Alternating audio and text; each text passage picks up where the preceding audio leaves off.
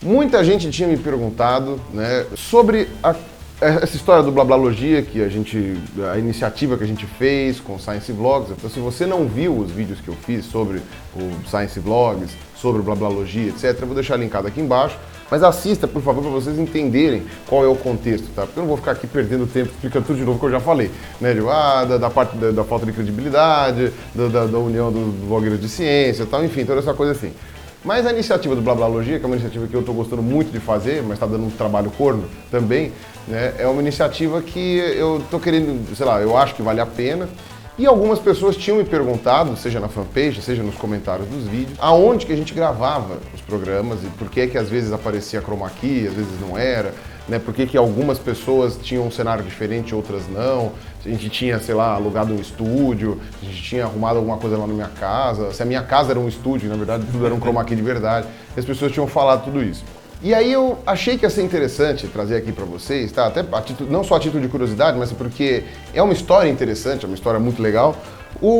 Digamos, a pessoa responsável, se eu falar que você é o responsável por tudo isso, as pessoas vão te matar, né? Várias pessoas vão te matar em todos os sentidos, tá? Não é o responsável por isso. Não é o responsável individual por isso, mas é uma das pessoas que possibilitou que todo esse tipo de coisa fosse real e também uma das pessoas que teve a iniciativa, né? Uma das iniciativas primeiras, né? Para querer juntar todo mundo, para fazer isso aqui. A primeira mostra de aonde que foi tudo feito e que as pessoas às vezes não tomaram muito cuidado, não tiveram muita atenção, foi naquela foto do Science Vlog, a primeira foto, que tá todo mundo lá, tal, que é uma foto super bonita, pá, que saiu no Facebook de um monte de gente, saiu na Galileu, saiu em revistas, tal, não sei o que, em jornais, tal, na mídia. E essa foto foi tirada aqui, onde a gente grava os vídeos, tá, que é em Campinas, tá? A gente tá em Campinas. Às vezes eu trombo o pessoal na rua, o pessoal pergunta, tá aqui em Campinas fazendo o quê? Comprando pizza. Isso, não, enfim, na verdade, quando a gente tem que gravar o Curiosity, a gente vem aqui, tá? A gente ainda prefere fazer essa logística, né? Poderíamos ter, sei lá, arrumado alguma coisa lá em São Paulo, mas vamos manter essa logística. Campinas não está longe também, né? Dá para fazer. E porque tem uma questão muito interessante aqui do lugar onde a gente grava. Aqui chama Estuderia. Enfim, é um nome bem interessante, né? Mas vocês podem ver pelo escudo, né, da Estuderia, né, que como é que é? Aprendendo? Ensinando a aprender. Ensinando a aprender, isso, ensinando a aprender. Que é muito interessante, porque praticamente é um pleonasmo, né, basicamente.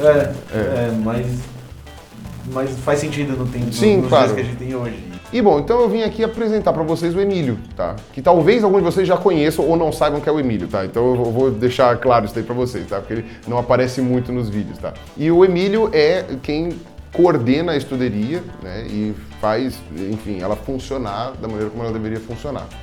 E afinal de contas, a Estuderia é Aí agora eu vou passar a palavra para ele, tá? A Estuderia é um escritório de marketing, uma casa estúdio, um estúdio fotográfico de música, você junta umas bandas aqui. Afinal de contas, o que é a Estuderia? E antes de você falar o que é a Estuderia, por que você teve a ideia de fazer isso? Por que vocês acharam que era legal fazer a Estuderia? É uma escola de apoio, que a gente chama. E ela surgiu a partir da junção de a maluca da minha esposa, e um sócio, que é um grande amigo nosso. E ela surgiu a partir da nossa percepção de que a gente era apaixonado por educação, mas odiava escola. Porque a gente acha que, apesar nós e um conjunto de amigos, na verdade, a gente percebeu que nós éramos apaixonados por aprender, que aprender é uma das coisas mais legais do mundo, que conhecer as coisas abre a sua mente para tudo. E que a escola era um grande castrador disso.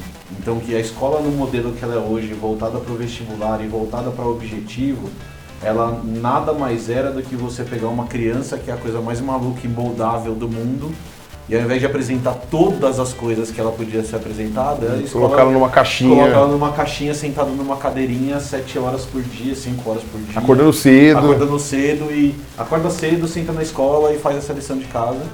E aí a gente começou a perceber, nós damos aula na universidade, eu e a minha esposa, meu sócio também dava na época. Você dava aula em colégio também, né? Eu dava aula em colégio também. A gente começou a perceber que o aluno chegava na universidade sem entender que estudar era legal pra cacete. E a gente sempre foi apaixonado por estudar, então a escola surgiu a partir dessa percepção nossa disso, entendeu? E isso tem a ver também com um debate que eu acabei tendo, tá? Que eu não tive tempo, tá, gente? Como eu falei, minha vida tá bem corrida atualmente, tá? Eu não sei nem quando vocês vão estar vendo esse vídeo, tá? Porque eu ainda vou ter que editar e tal, e todas essas coisas assim, pode ser que demore bastante. Mas no momento que está sendo gravado, na virada de setembro para outubro de 2016, a minha vida está muito corrida e eu não tive tempo para ficar acompanhando, né? Eu não fiz o vídeo sobre a reforma do ensino médio, por exemplo, eu não discuti esses assuntos educacionais que todo mundo esperava que eu discutisse, mas eu dei uma brigada com o Isinobre no Twitter por causa da questão do conteúdo, porque o Isinobre estava dizendo que ele achava que a maior parte do conteúdo da escola é inútil. E eu estava tentando argumentar para ele que, óbvio, existe uma parte de conteúdo que eu acho que realmente... Não é inútil, por essência nada é inútil, mas pode ser inútil para você. Então, por exemplo, óbvio, aquilo que eu falei, saber a linhagem dos cães da Mongólia não é uma coisa relevante para você, mas se nós fôssemos mongóis, eventualmente isso fosse relevante. Claro. Então, é óbvio que tem coisas que, dependendo da época, não tem mais sentido você continuar aprendendo. Mas eu quis dizer para ele que a maioria do conhecimento que é apresentado na escola não é inútil. É o professor que falha em mostrar para o aluno a utilidade daquilo. Sim. Tipo, tem utilidade, só que o professor nem ele sabe qual é a utilidade daquilo, então o professor está só cuspindo conhecimento e falando isso. Esse foi o meu ponto de discordância com o Isinobre naquela discussão. Eu falei assim, olha, eu acho que tem algum conhecimento inútil, mas não é a maioria. Boa parte do conhecimento não é inútil, só você que não entendeu a utilidade disso, provavelmente porque teve péssimos professores. Né? Muito da utilidade da escola eu só fui aprender depois no mestrado. E não é só isso também, essa questão de utilitarismo do ensino é um negócio que é extremamente recente na história da humanidade. E a gente podia falar de história muito ligada, por exemplo, à Revolução Industrial. Então que você tinha que universalizar o ensino para que as pessoas soubessem fazer as coisas dentro das fábricas. E não necessariamente você precisa... Era um curso, né? Um treino. Então assim, você pegava pessoas que não eram treinadas e treinava a fazer uma determinada coisa. E assim, conhecimento não precisa ter uma utilidade prática. Eu não preciso saber atirar de arco e flecha para saber que arco e flecha foi importante durante a história.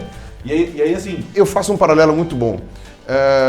Você hoje joga futebol? Jogava futebol? Jogava frequentemente. Eu nunca joguei futebol na minha vida. Minto. Não, claro que eu joguei porque eu sou brasileiro, eu tive que jogar. Eu nunca gostei de jogar futebol. Não é porque eu sou um péssimo jogador de futebol, eu não tenho nenhum tipo de tesão em jogar bola, que eu não sei dizer que tal jogador na televisão joga mal. Sim. Eu sei. Exato. Não é porque eu não sei compor uma música, eu sou um grande produtor, que eu não vou ouvir uma música e falar, pô, essa música é horrível. Claro. Né? Ou tá mal feita, ou o cara desafina.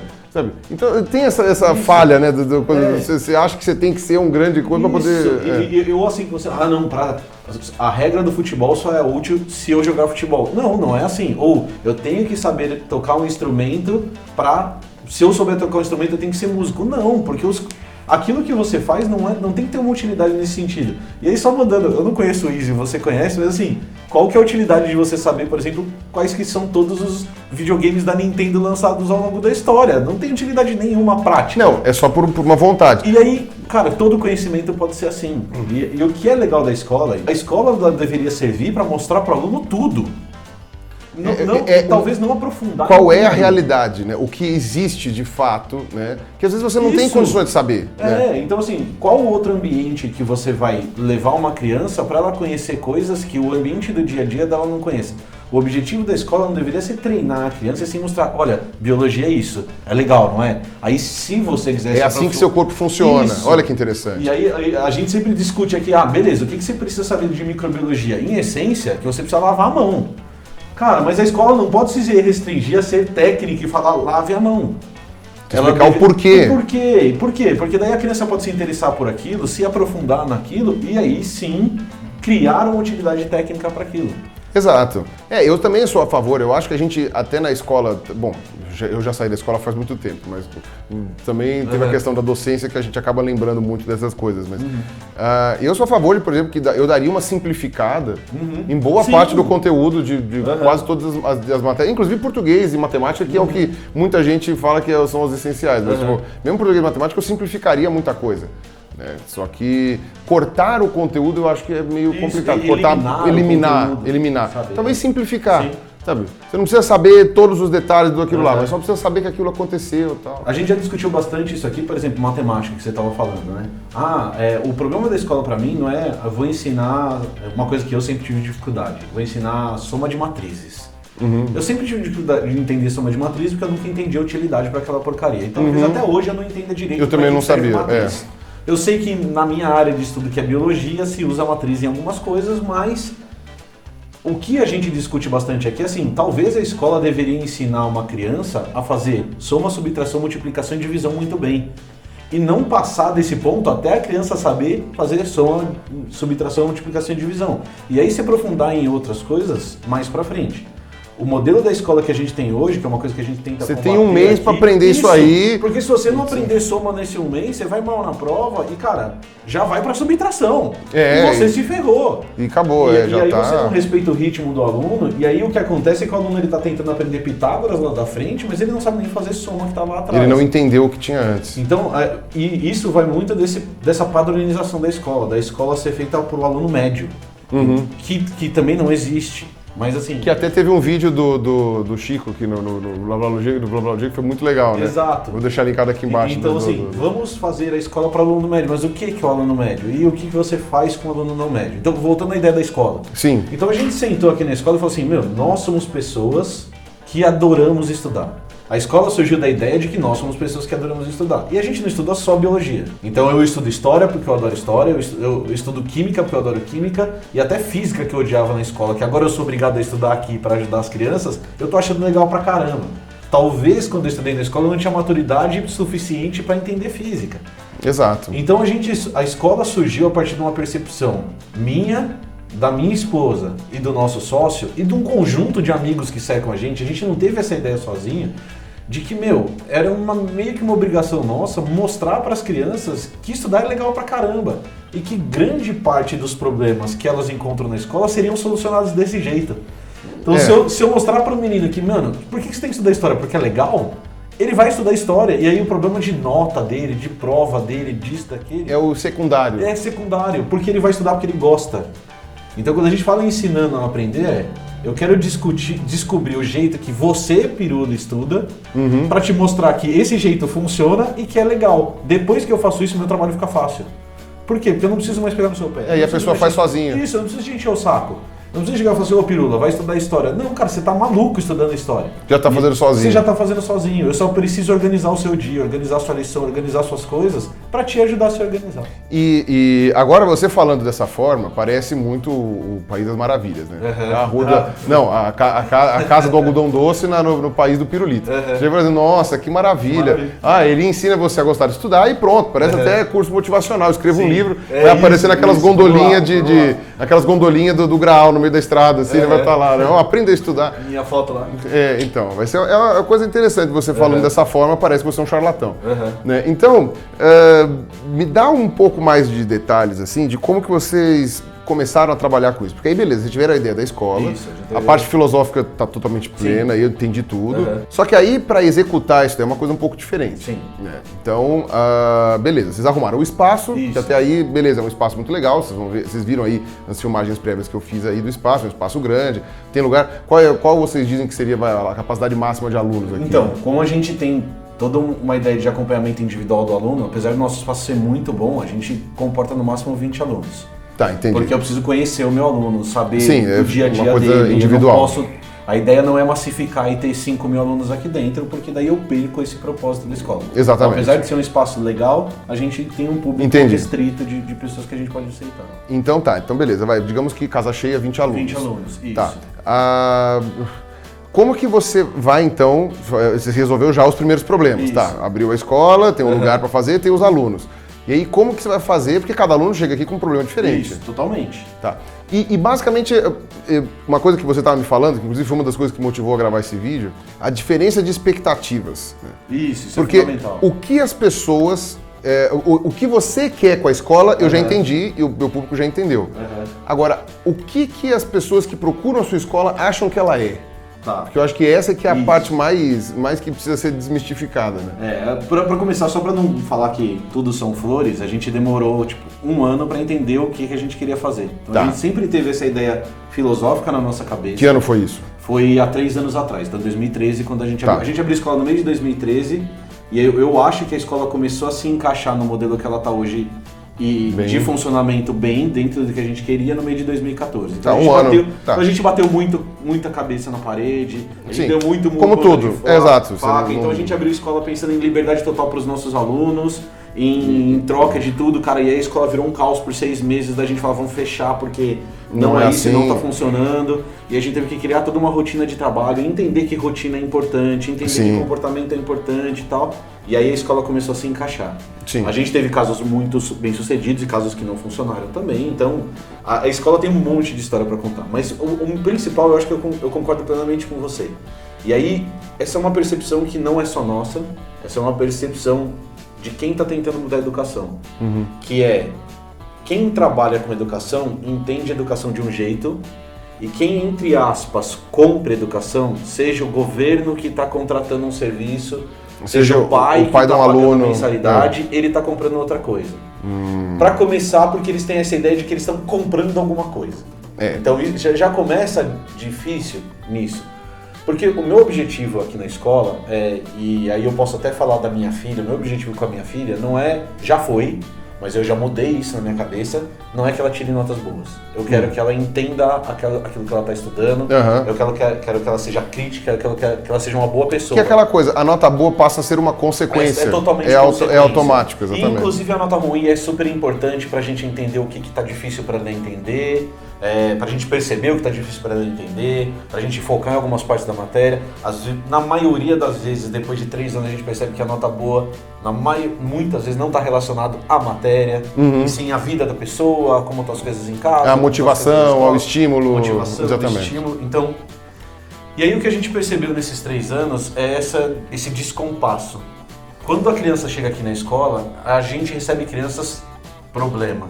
Entendi. Então, as pessoas acham que, na verdade, vocês têm uma escola de reforço. Isso, é uma escola de reforço no sentido de vamos resolver a matemática do seu filho. Tá, meu filho está tirando notas baixas, isso. Então eu vou matricular ele numa escolinha de reforço. Exato. Tá. A escola tem um pepino que não sabe resolver, o pai pega esse pepino e não tem tempo para resolver. Não tem tempo para resolver, porque está trabalhando, hoje em dia os 2 pais trabalham, a gente sabe disso, então ele não tem tempo para resolver. Quando tem os 2 pais? Quando tem os 2 pais, quando não tem só o pai, quando tem só a mãe, quando o pai não está viajando, a gente tem vários casos aqui.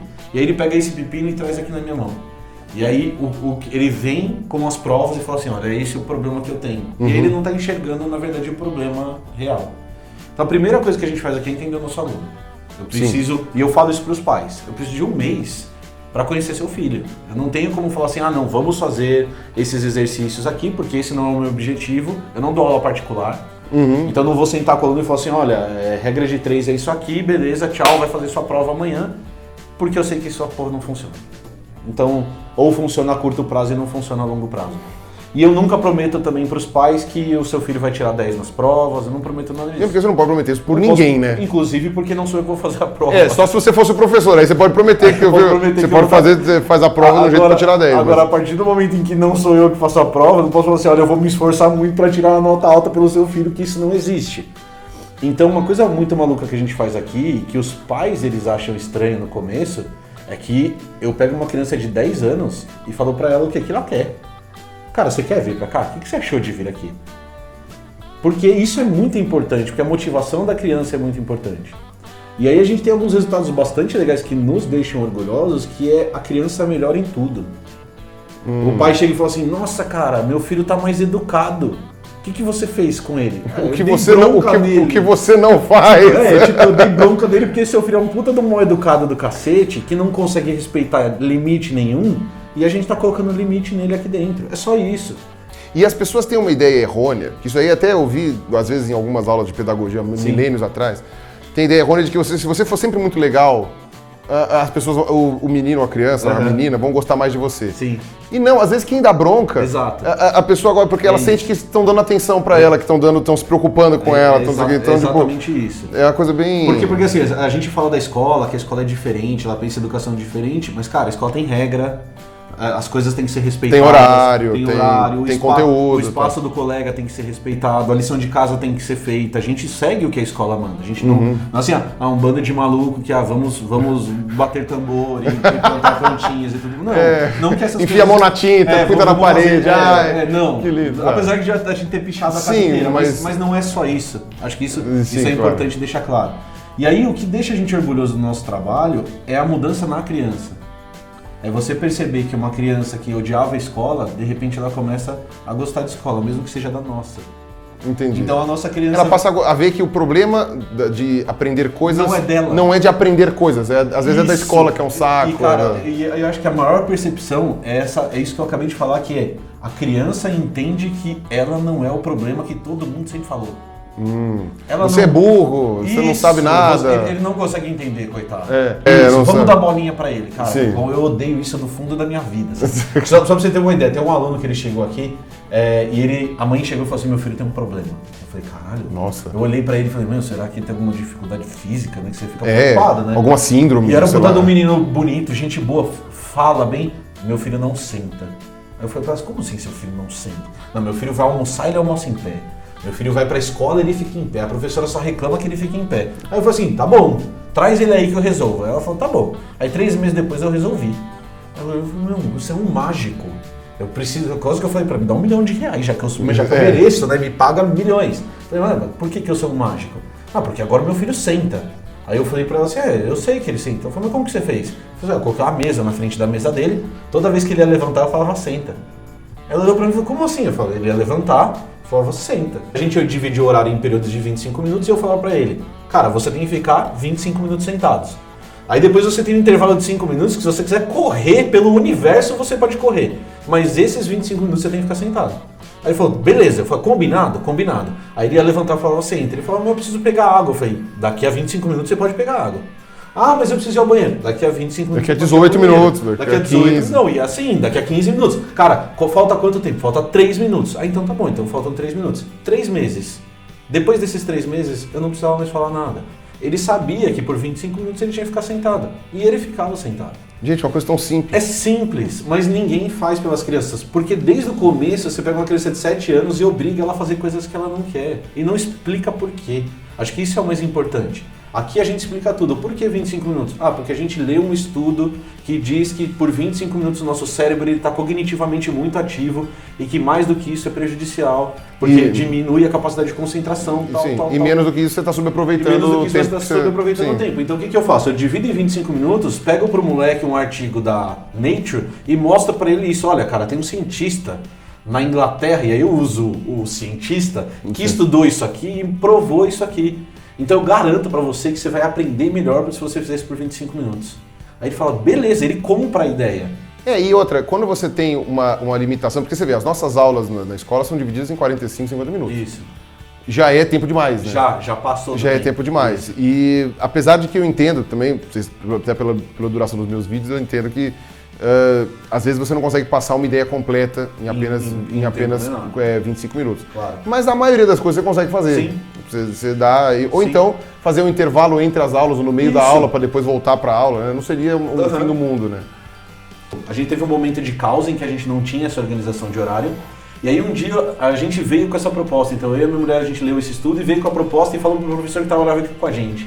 Falou, cara, nós queremos fazer isso. Ele falou, você tá louco. As crianças vão odiar. E aí cai naquilo que você estava falando antes. Ele falou, cara, não vai funcionar. As crianças vão odiar. Eu falei, meu, já tá o caos. Vamos fazer, não importa.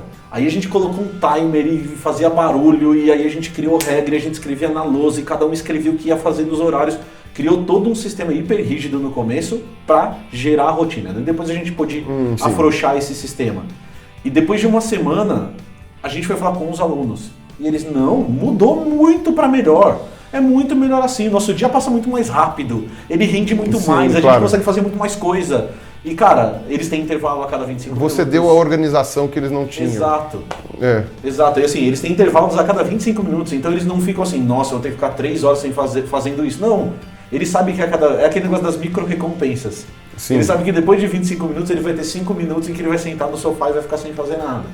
E aquela coisa, os professores do ensino formal, da escola, não sei o quê, eles estão engessados nesse sistema burocrático e cheio de coisa, e às vezes um professor, ele acaba tendo, sei lá, por turma não, mas por semestre, né? Ele dá aula em 14 turmas diferentes, em 3 escolas diferentes, ele acaba tendo 600 alunos. Ele não vai conseguir lembrar a cara de cada um, ele está fazendo tudo no mecânico, no automático. Os pais ou os responsáveis de cada um desses alunos estão trabalhando, estão fazendo coisa, não estão lá para dar essa organização para os filhos. Né? Então, realmente, se alguém não faz isso... Essa criança ela acaba não tendo atenção. E aí a gente tem alguns casos bem legais, por exemplo, a gente teve um aluno que ele veio estudar para o vestibulinho aqui. Então ele queria entrar num colégio técnico de ensino médio e técnico. E aí o pai dele trouxe ele para estudar aqui com a gente, porque ele precisava de organização. Ele não era um aluno que tinha problemas na escola. Ele precisava de organização para estudar. E aí ele passou no vestibulinho. E não gostou da escola. Não gostou daqui? Não, ele não gostou da escola. Da escola que ele passou. Sim, do ensino técnico. E o pai dele me ligou um dia. Aí o pai dele falou assim, pô, eu precisava que você conversasse com meu filho. Aí eu falei pra ele, por quê? Ele falou, cara, porque ele criou uma relação com vocês, não, você é jeito de dizer, era gente aqui na escola. Sim, com todo mundo. É com todo mundo, ele criou uma relação com vocês em relação a estudo que eu não consigo ter com ele. Então você podia conversar com ele? Cara, é uma honra conversar com ele, porque conhece os pais e sabe que os pais são super preocupados, eles participam muito ativamente da vida dos 2 filhos que estudaram aqui com a gente. Então nesse caso não era problema dos pais. Não era falta de atenção, mas às vezes você precisa de alguém de fora. Isso já aconteceu com a minha filha, inclusive. Então, apesar da gente ter escola, às vezes ela precisa conversar com alguém que não são os pais dela. Sim. E ter um espaço em que o aluno tem a liberdade de conversar com a gente, ele gosta de conversar com a gente, e o pai gosta, o pai se interessa, é bem interessante por isso. Então, voltando à pergunta lá atrás, esse é um pai que entendeu o objetivo da escola. Entendi. Que ele não está preocupado somente no filho dele tirar uma nota boa em matemática. Ele gostou da interação social que a gente gerava aqui dentro. Da interação da gente com os alunos, entre os alunos, que é uma coisa que a gente estimula bastante. Então essa era uma coisa que deu bastante certo nesse caso. E uma coisa que é legal é que assim, eu que sou professor, tenho a Camila, que é minha esposa que está aqui, que também faz parte do Blabologia. A gente teve vários professores que trabalharam aqui com a gente e cada criança se identifica com uma dessas pessoas. Ah, entendi. Então às vezes o cara vem conversar comigo porque ele se identificou comigo, mas às vezes ele precisa conversar com a Camila porque ele se identificou com a Camila. E a gente dá toda essa liberdade, ele não precisa conversar comigo. Sim. Eu não sou vaidoso a esse ponto de, nossa, ele não gosta de mim. Não, ele precisa conversar com quem ele precisa conversar. E aí a gente oferece essas oportunidades para eles aqui dentro. Não, genial. E aí, uma coisa que você estava me falando, então, agora você falou um exemplo de um pai que entendeu o mecanismo da escola e os filhos tiveram sucesso. Sim, tiveram. Foi uma coisa muito bem sucedida, tal, não sei o quê. Em todos os sentidos, tanto na parte que a gente gosta, que é uma parte social, e na parte de escola também. De escola, do conteúdo e tal. Conteúdo também. Agora, você falou que teve alguns exemplos de dissonância, digamos assim, em que ou o aluno não gostou da escola, você falou que foram poucos exemplos. Foram poucos, mas tiveram exemplos. Ou foi o aluno adorou a escola, mas o pai não entendeu isso. Isso. Tá, então me conta primeiro os casos que você já me contou, claro, mas conta pro pessoal, os casos do que os pais não entenderam o mecanismo da escola. Eu acho que tem 2 exemplos que são exemplos bem legais que a gente pode dar, de um aluno que ele tinha um problema de autoestima muito grande, então ele tinha um problema, ele se enxergava como a pior pessoa do mundo, por N razões, por razões principalmente em casa, por razões na escola, então ele sofreu uma pressão grande do pai por causa da escola, e sofreu uma pressão grande da mãe por causa da estética. Então, você tem que se cuidar melhor, você tem que cuidar do seu peso, você tem que... E aí, você falou que até os pais eram meio preocupados, eles não eram bem resolvidos com isso. Eles não eram bem resolvidos com isso. A própria mãe não era resolvida com o peso, o pai não era bem resolvido com a escola. É aquela história que assim, o pai é aquele pai que saiu do Nordeste, e isso era uma coisa muito legal. Tipo, é o cara que lutou para crescer na vida. E que ele dava muito valor para a escola, por exemplo, porque ele sabia o que não era ter escola. Sim, claro. Então eu entendia muito ele. É aquela história de, ele se superou e ele estava oferecendo coisas pro filho dele que ele não teve chance de ter. Ele não teve chance de ter, e ele esperava que o filho dele aproveitasse essas chances da melhor maneira possível. Mas as coisas não são tão fáceis quando você não viveu na pele. Exatamente. Então, colocar suas expectativas em outra pessoa é sempre difícil. É. E a mãe tinha problema de imagem, então você tinha o peso dos dois lados. Sim. E aí esse aluno específico, ele se escondia. Era impressionante como ele era um aluno escondido numa casca em que falava baixo, que estava sempre no canto, e sempre coberto, e sempre de blusa, e sempre por isso. Que coisa. E era bem triste, porque era uma pessoa muito legal, era uma criança muito legal, 13, 14 anos. E o principal resultado que a gente teve foi... A gente teve 2 resultados muito bons rápido. O primeiro foi em relação à escola. Então ele chegou aqui em agosto reprovado e não ficou de recuperação no final do ano. Então o pai... Já é um ótimo. Então o pai a gente conseguiu resolver o problema. Tá. E aí o outro lado foi da autoestima. Então a gente faz uma reunião aqui no final do ano e aí a gente dá liberdade pra criança falar o que ela quiser. Inclusive, você é feio, bobo, com cara de melão, eu não gosto de você, eu te odeio. Eu, tipo, não gosto da escola. Isso, enfim, eu não gosto da escola, não quero mais voltar aqui. Cara, a gente acha esse um momento fundamental pra nossa interação. E a gente imaginou que esse aluno ele ia falar que ele passou de ano. E que, putz, isso foi bom. Ele tava quase reprovado. Tava quase reprovado, eu passei de ano. Mas o que ele falou que foi o mais louco pra gente, que encheu nossos olhos de lágrima e é ninjas silenciosos cortando cebola dos nossos lados, foi Sim. a hora que ele fala que esse é o único lugar do mundo em que ele pode ser ele mesmo. E cara, isso É pesado, assim. pesadíssimo porque isso muda a relação dele com ele mesmo. Sim. Sabe? Então ele deixa de ser a pessoa que se cobre. Ao mesmo tempo que é muito triste, né? É muito Porque triste. as pessoas que supostamente deveriam amá-lo Isso. são as pessoas que não estão deixando ele à vontade o suficiente para aproveitar isso, né? Ele precisou uma escola fazer isso por ele que... Mas assim, nesse momento inicial, o pai fica feliz por isso e a mãe também fica feliz. Então ela vem falar com a gente toda emocionada que o filho dela mudou e que ela começou a entender um pouco melhor. Então a gente começa... Cara, a gente tem um efeito que é muito melhor do que tirar 9 de matemática. Na minha modestíssima opinião. Sim, eu claro. acho que assim, as conversas que esse menino teve com a Camila foram muito mais importantes do que os momentos que eu sentei lá para ensinar Pitágoras para ele. Entendi. Mas assim, infinitamente, eu trocaria fácil por isso. E aí continuou aqui na escola, isso foi o mais legal. Não, vamos continuar, o projeto é lindo, maravilhoso, perfeito, até chegar no meio do ano. Aí chegou no meio do ano, ficou de recuperação de matemática. Aí o pai veio aqui. O pai sentou na minha frente e falou assim, não foi isso que eu comprei.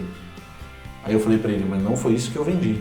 Eu nunca falei que o seu filho não ia ficar de recuperação mais, eu não ia encontrar dificuldade na escola. Essa não é a nossa proposta. Até porque, aquela coisa, se o menino tinha aprendido o gosto por estudos e tinha aprendido todas essas coisas, às vezes ele ter ficado de recuperação numa matéria, não quer dizer que ele não aprendeu nada, alguma coisa assim. Às vezes, se esforçou. Às vezes é uma dificuldade pontual, Exato. às vezes é uma coisa mais assim, Cara, às vezes foi um azar na prova, às vezes teve um problema pessoal que fez um dia ruim que ele estudou, não conseguiu estudar direito. Né? É muito complicado você julgar a escola porque uma matéria, o filho não teve uma coisa. É complicado. E aí aconteceu, e aí ele falou isso pra mim, eu falei, cara, mas não foi isso que eu te prometi. Eu acho que o nosso trabalho, eu ainda acredito no nosso trabalho, acho que ele está sendo feito com qualidade, eu acho que tem coisas muito boas acontecendo. E ele me falou assim, então tá bom, então agora eu vou determinar como vão ser os próximos dias do meu filho aqui. Aí eu olhei pra ele e falei, cara, não, desculpa, você não vai determinar nada, a escola é minha, eu faço o que eu quiser. Aí ele olhou pra mim e falou assim, beleza então vou manter ele aqui. Eu falei, então tá, daí ele veio mais 3 dias e não voltou mais. Então, o que aconteceu foi que a gente estava causando uma mudança na vida dessa pessoa, muito legal. A pessoa se sentia muito bem de frequentar a nossa escola. Vinha pra cá sem reclamar todas as tardes, ficava mais 4 horas. Imagina, você vai pra escola de manhã, fica mais 4 horas estudando. E ela vinha sem reclamar. Essa pessoa vinha pra cá, o menino vinha pra cá na boa, sem reclamar. E mesmo assim, ela saiu daqui. Por quê? Porque a expectativa do pai estava num canto e a expectativa do que a gente queria fazer, do que a gente traçava como objetivo, estava em outro completamente diferente. Isso daí é uma coisa muito... É bastante triste, né? Porque você vê... Eu imaginava que você ia ter problemas de ciumeira também, né? Não, mas isso acontece. Ciumeira, tipo assim, meu filho gosta mais desse... Meu filho só fala de você. Só gosta desse careca aí, de mim, uma coisa... Meu filho só fala do nosso professor, porque, como eu disse, não sou só eu. Cara, já aconteceu. Pô, o que esse Flávio tem, que era o professor, que é o professor que trabalha aqui com a gente? Como assim, o que esse Flávio tem? Meu filho só fala dele. Cara, sei lá, às vezes ele conversa com seu filho. Não tô falando nada não, mas às vezes ele conversa com ele, talvez seja esse o problema. Botar o dedo na sua cara, mas às vezes o Flávio talvez ele dê atenção pra ele. Atenção, sabe? Ou o que a Camila tem? Sei lá, cara, às vezes a Camila é a pessoa que sentou com a sua filha ali no canto e explicou pra ela uma coisa de namoradinho que precisava explicar naquele momento e que ninguém sentou ali pra explicar. Então, às vezes é isso que tá acontecendo. E que o pai fica com aquele medo horroroso, né, de fazer aquela coisa tal, porque às vezes um determinado tipo de pensamento do pai prejudica eternamente aquele adolescente ou aquele jovem, Né? E você fala, paciência, a vida é assim mesmo. Ele nasceu com esse pai babaca aí, ele vai ter... Vai ser um babaquinha. Paciência, ou um babaquinha não, então ele vai faltar coisas pra ele, vai ser um traumatizado. O problema não é nem você gerar outros babacas. Se você gerou outros babacas, você teve sucesso. O problema é você ser um babaca e gerar um traumatizado, gerar uma traumatizada, gerar pessoas que são infelizes. Quando você faz isso, você estragou, arruinou a vida de uma pessoa que vai continuar no mundo pelo menos uns 30 anos depois que você morrer, né? Ou seja, você gerou um pepino pro resto do mundo que não teria sido gerado se você fosse menos, sei lá, teimoso e aceitasse que outras pessoas talvez pudessem dar sugestões na educação do seu filho. Sim. Né? Sei lá, nossa, eu vou ser xingado tanto pelo que eu falei agora, mas é um pensamento que eu tenho, que eu acho que é... Tinha mais uma também, não era a menina da carpintaria lá? Isso, tinha a menina da carpintaria, é um bom título de livro, né? A menina que roubava livros e a menina da carpintaria. Como nós estávamos conversando, nós recebemos aqui na escola muitos alunos considerados alunos problema. Tá. Então, apesar da gente achar que a escola seria legal para todo mundo, quem procura ajuda é quem precisa de ajuda no final das contas. Sim. E aí esse caso é um caso bastante especial, porque era uma aluna que tinha um problema cognitivo relativamente sério. Tá. Porque já tinha 15 anos, estava no primeiro colegial, a escola sempre foi passando para frente. Ela chegou no primeiro colegial sem saber fazer conta de mais. Tá, Com dificuldade para fazer conta de menos. Não sabia nada, tinha dificuldade para entender história, não lia direito, então era uma aluna que tinha problema. E, putz, cara, a gente tentou de tudo. Tudo que você puder imaginar. Então, de que filme que você gosta? Eu não gosto de filme nenhum. De que livro que você gosta? Não gosto de livro de nenhum. Nunca li nenhum. Eu nunca li nenhum. Aí tenta mostrar quadrinha, tenta mostrar isso, tenta mostrar aquilo. Cara, procuramos todas as alternativas para achar o que tocaria aquele aluno. E nunca conseguimos. Aí uma vez, a gente, aqui na escola a gente sempre faz, pouca grana, né? É meio que um do it yourself. Então, precisa fazer uma mesa, faz a mesa. Precisa fazer uma caixa, faz a caixa. E aí teve uma época que a gente tava trabalhando, eu e a Camila, a gente tava trabalhando em umas caixas de fruta. Compramos aquelas caixas de fruta para fazer mesa, para fazer isso. E aí eu tava lixando ali na frente, e o pessoal chegou e tinha esquecido as coisas ali. E ela falou pra mim assim, pô, Emílio, o que é isso aqui, Emílio? Eu falei assim, material que eu tava usando para fazer umas caixas aí. Será que eu não podia fazer isso uma tarde? Porque ela odiava vir aqui. A gente ficava forçando ela a fazer coisas que ela não gostava. Você falou que tentou de tudo, né? Cara, a gente tentou de tudo. Não aprendia. E assim, não tinha nada que chamava atenção. Entendi. Se ela gostasse de quadrinho, vai ler quadrinho a tarde inteira. Sim, mas pelo menos alguma coisa é melhor do que aquele estado que... Isso. E você explica a coisa, não aprende. E é horrível porque não aprende, é horrível porque não chama atenção. Vocês ficaram quanto tempo tentando com ela? Só fala o tempo. Quanto tempo vocês ficaram tentando com ela? Uns 8 meses. Frustrando, frustrando. Nós totalmente frustrados. Não consegui aprender nada. Conta, zero. Leitura, aprendi nada. No dia seguinte, voltava e se percebia que não tinha aprendido nada. Nossa, cara, uns 8 meses de trabalho diário. E voltava, dava no mesmo. Dava no mesmo, dela sofrendo por vir e a gente sofrendo, falando, meu Deus do céu, ela está voltando e eu não sei mais o que fazer. Ficava exausto. E acabava até atrapalhando um pouco a interação com os outros alunos. Porque era uma pessoa difícil, tá? E aí nesse dia, por acaso, viu essas coisas de carpintaria ali na frente e aí falou pra mim assim, será que eu não posso mexer nisso? E o meu raciocínio foi, cara, vai. E aí a gente, por acaso, descobriu a paixão dela. Que era trabalhar com madeira, cara. E assim, ela passava a tarde inteira lixando, a tarde inteira pintando, a tarde inteira martelando. E aí o que foi mais legal foi, então o que a gente vai fazer com essa madeira? Vamos fazer uma mesa de centro. E aí matemática faz sentido. Que aí você tem que calcular área, calcular ângulo, tem que calcular quantas madeirinhas você vai precisar para fazer aquilo. E aí você passa um exercício que ela se esforçava muito para fazer. Porque ela queria fazer a mesa. Sim. A matemática não era o fim. A mesa era o fim, ela era só um meio para chegar no fim. Aí eu contei isso pra mãe, a mãe ficou extasiada porque a filha estava fazendo alguma coisa. E estava aprendendo minimamente. Minimamente o que precisava aprender para fazer aquela coisa. Não era um peixinho dourado. Não era um peixinho, mais um peixinho dourado, né? Tipo, só respira e fica lá. Fica a boca o tempo todo olhando para os lados. Pelo menos aprendeu alguma coisa. Isso. Né? E aí, cara, era muito louco porque deixou de ser um problema para ela, deixou de ser um problema pra gente. A gente tinha achado a solução para todo mundo. E de algo que, assim, na minha modesta opinião, se ela virasse a puta de uma carpinteira, cara, não tem carpinteiro no mundo mais. Além disso, ela ia ficar rica com essa porcaria, entendeu? Sim, O que já era suficiente. já era suficiente para suprir um monte de necessidade, se esse fosse o caminho mesmo. Mas pelo menos era um caminho que a gente achou de algo que ela gostava. E aí, puta, todo mundo ficou super empolgado. Até o dia que o pai veio buscar as crianças uma vez. Aí ele chegou, tava coberta de serragem. Ficou o dia inteiro lixando, o dia inteiro pintando, com a mão toda suja. E aí ele falou pra mim, o que tá acontecendo aqui? Eu falei, não, eu contei pra sua esposa, a gente achou uma alternativa de algo que ela gostava. E ele, não, ótimo, que bom, e ela nunca mais voltou. Porque como eu estou investindo o meu dinheiro... Não, você está praticamente escravizando menores, né? Você tá escravizando menores para ficarem lixando o dia inteiro pedaços de madeira de péssima qualidade, que eram de caixas de fruta, para fazer uma mesa de centro. E aí o raciocínio não é meu. Fazer uma mesa de centro feia, Sim. que eu vou ser obrigado a deixar lá na minha casa de milhões de reais e vai ficar lá a primeira obra de arte da minha filha. E cara, daí acabou. A gente perdeu o contato, nunca mais voltou. E era o momento em que, depois de 8 meses de trabalho intenso, a gente tinha aqui na escola achado uma solução para isso. Aí você vê também uma coisa interessante, você vê o nível do diálogo dentro daquela casa. Isso. Porque você tinha falado com a mãe e a mãe não conversou com o pai. Não houve esse contato entre os dois. Tanto é que o pai ficou chocado, deve ter dado um esporro violento na mãe. Sem dúvida. E falado, ele tá explorando a menina, tá não sei o quê, tá fazendo mesa, você fica enchendo tá pagando daquela escola. Tá pagando pra ele ficar trabalhando, daqui a pouco vai machucar o dedo, depois vai ter que não sei o quê. Vai pregar o dedo, vai fazer não sei o que lá. É isso. Então...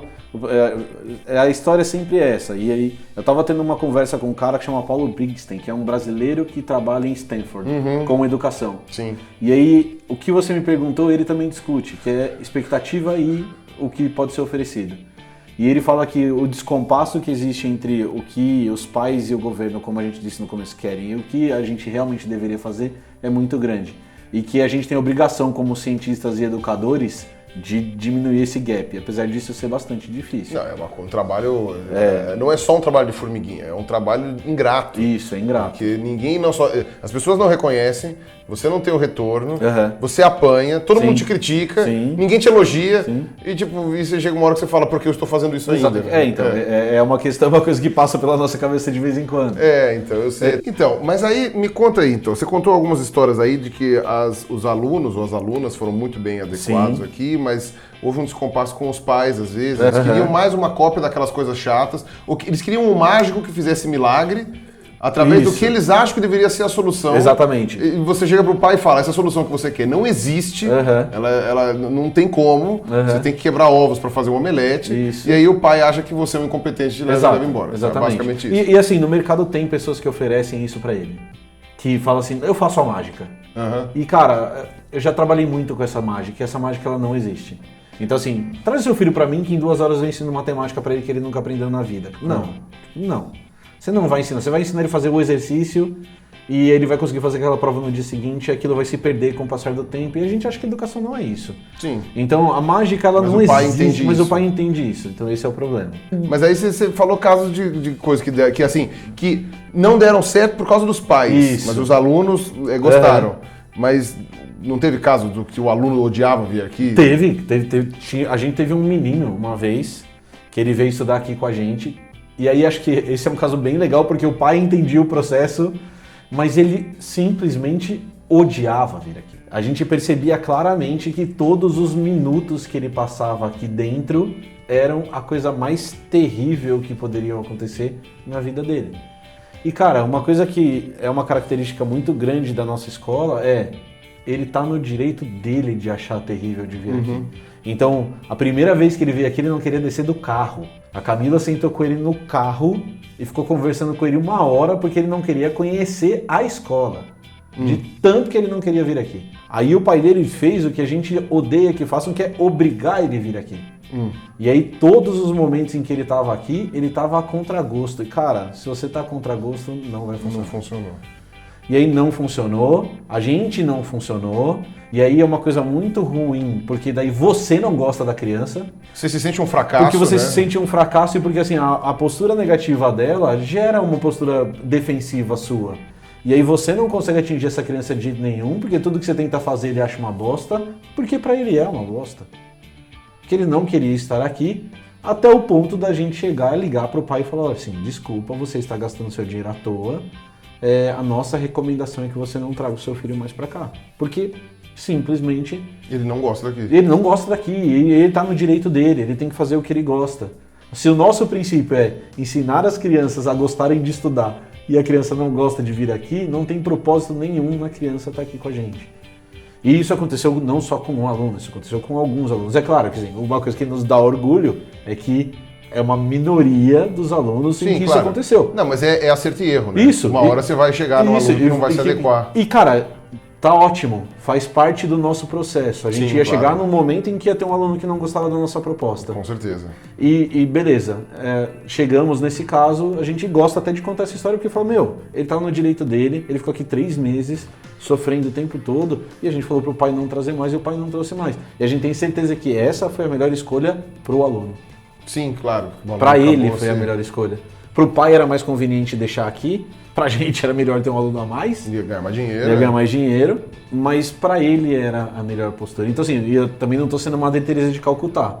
Eu sei que o meu trabalho estava sendo mal feito, que isso ia pegar mal para minha empresa, para minha escola, se o aluno continuasse aqui. Então, estrategicamente também para minha empresa claro, é melhor. Claro. É melhor eu trocar esse aluno. Não estou fazendo bondade só, é só. Não, lógico, não. Você está na verdade sendo honesto e sincero. Isso, exato. Aí sim você está lembrando do produto que o cara está comprando. Isso. Você falou assim, não foi um mal entendido do pai com o produto que está sendo vendido. Perfeito. Foi simplesmente a plena convicção de chegar e falar assim, olha, não dá, essa sua criança não quer. Isso. E aí uma coisa que é bom deixar bem claro é que isso não é um problema da criança. Sim. Ela não é uma criança, ele não era, estava longe de ser um menino problemático, longe de ser um menino impossível, longe de tudo. Foi só, não deu certo, não funcionou. Não é culpa. Do ambiente, não, ele não gostou do casa. ambiente, não gostou de mim. Olhou pra minha cara e falou, não quero trabalhar com esse gordo peludo aí, não quero. Cara, beleza. É justo. Exato. Justíssimo. Exatíssimo. Acho que isso é o mais interessante. Também acho. Por que você acha que não tem mais iniciativas como essa? Óbvio que vocês não devem ser os únicos. Mas... Não, nós não somos os únicos. A gente conhece um monte de iniciativa dessa. Cara, eu acho que não é o problema da iniciativa, eu posso estar sendo pretensioso demais, mas eu vejo um problema em educação. A educação no Brasil ela tem um alicerce só, que é produtividade de vestibular. E ela esquece do aluno, ela vira uma fábrica de treinar pessoas para fazer o vestibular. E é por isso que você tem que aprender aquele monte de coisa que você não sabe para que serve, que você acha que é inútil, Exato. você fica com raiva. E aí acho que essa estrutura da escola voltada para o vestibular faz com que iniciativas como a nossa sejam menos interessantes. Porque a gente não é voltado para o vestibular. O vestibular, para mim, ele é uma consequência, como você disse, não um objetivo final. Uma vez, quando eu era moleque, tinha um amigo meu que ele estava fazendo muito dinheiro. E moleque, tem uns 18 anos. Sim. E ele falou assim, cara, você tem que se preocupar em fazer o que você gosta. Você fazendo o que você gosta, o dinheiro é consequência. Na verdade, essa frase é só uma frase de efeito besta, porque não necessariamente isso vai dar certo. Isso é verdade. Não, aliás, na maioria das vezes não é. Mas, eventualmente, isso é uma realidade muito grande, porque é mais ou menos assim, se você gosta do que você faz, você não tem que fazer pensando em ficar rico. Isso. Você tem que fazer fazendo porque você está afim de fazer, porque você tem vontade de fazer. E estudar tem que ser assim. Sim. Né? E a consequência de você estudar é saber mais. Ponto. Sabendo mais, você vai melhor na prova, você vai passar melhor no concurso. Você vai ser uma pessoa melhor. Aí, cara, é isso. Você vai saber mais coisas, né? E aí eu volto para aquele ponto. A gente gosta de estudar porque estudar é legal pra cacete. Eu estudo história, eu sou biólogo. Eu estudo história porque eu gosto de história. O que eu vou ganhar estudando história? Cara, eu não vou vender história, não vou dar aula de história, não vou escrever um livro de história, não vou fazer nada. A única coisa que eu vou ganhar é aquele conhecimento. Exato. E aquela hora que eu gastei estudando história, ela é suficiente por ela mesma. Então, como eu não falo para você que o seu filho vai passar no vestibular, as escolas que têm esse perfil, elas não são interessantes. E aí eu vou te passar uma informação bem legal, assim, tem um monte de iniciativa desse tipo em escola infantil. Por quê? Porque em escola infantil você não tem essa preocupação ainda. Mas em teoria, tá? Não é isso que eu acredito. A hora que o negócio começa a ficar sério, a coisa diferente ela não serve mais. Entendi. Então assim, aquela escola Waldorf, construa sua própria mochila, a construção do conhecimento, a criança suja de barro. Tá, isso é legal até o seu filho ter 8 anos de idade. Depois... A partir do momento em que o negócio ficar sério e você que fala, meu pequeno advogado não vai virar advogado sujo de barro, aí você muda ele para uma escola com um modelo mais tradicional, em que, eu vou te falar coisas que eu vi, tá? Em que crianças de 10 anos fazem exercício da FUVEST, em que o aluno tem prova toda quinta-feira, em que ele tem 80 exercícios para fazer por dia.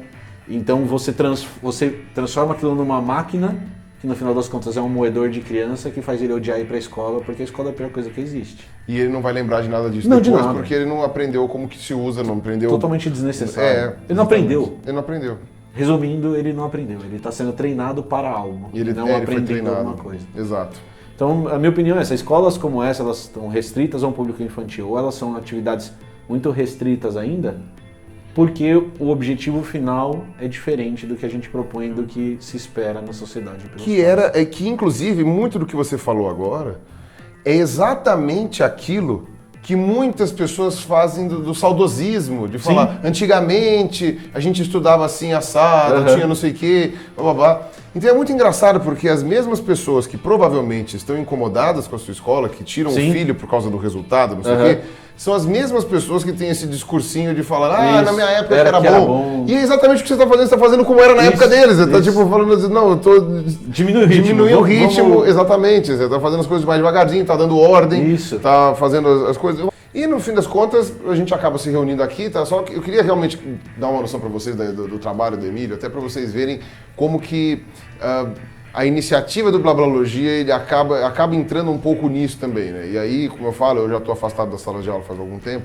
mas essa parte da internet, por mais que o meu canal, no caso, seja um canal opinativo também, um canal que fala de assuntos diversos, né, eu tenho na minha verve, digamos assim, docente, de querer colocar alguma coisa na cabeça de vocês. Meu primeiro vídeo na internet que eu fiz, que foi um vídeo horroroso, que tá sem luz no fundo, que eu nossa, tá medonho, assim, né, que ainda tá online aqui no meu canal. Eu tive que legendar, porque o áudio ficou tão bom, né, que precisei legendar.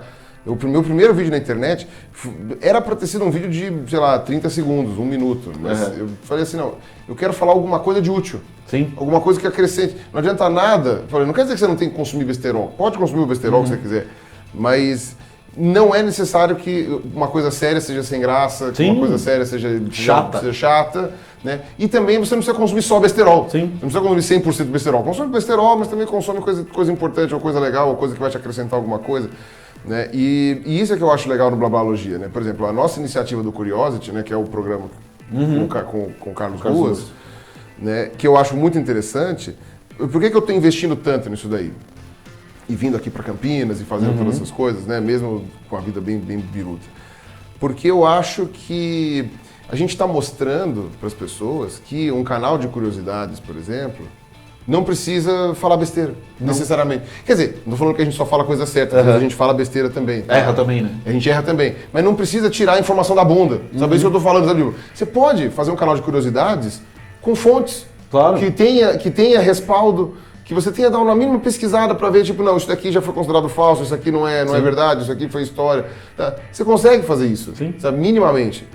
E, claro, é porque a nossa vida não é em função disso. Lógico. Mas se a gente quisesse, a gente poderia fazer mais curiosities, poderia fazer mais coisas. Que a gente, imagina, o Carlos Ruas tem que vender os livros deles, quadrinho, fazer uma tirinha por dia, tal, não sei o quê, eu tenho minhas outras coisas, tipo, é uma coisa louca. Mas se não fosse isso, daria para fazer.